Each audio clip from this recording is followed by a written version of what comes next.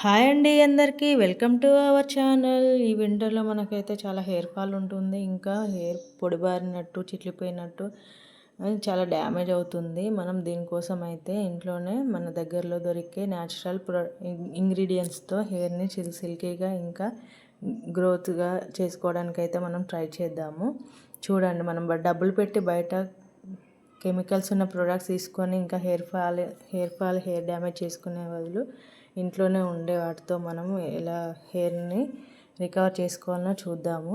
కలబందాన్ని అయితే చెక్కు తీసి ఇలా గుజ్జు తీసుకొని పక్కన పెట్టుకోవాలండి. అలాగే మందార కొమ్మలను, వేప కొమ్మలను ఇట్లా రెమ్మలుగా చేసుకొని శుభ్రం చేసుకోవాలి. శుభ్రం చేసిన దాన్ని మిక్సీ పట్టుకోవాలి. దాంట్లోనే 2 గ్లాసుల వాటర్ యాడ్ చేస్తే మనకు పేస్ట్ లాగా తయారవుతుంది.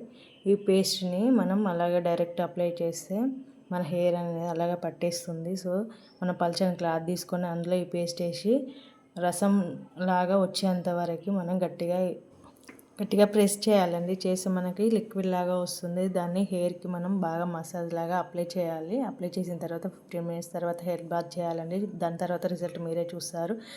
చాలా సిల్కీగా హెయిర్ గ్రోత్ అయితే ఉంటుంది. చూడండి.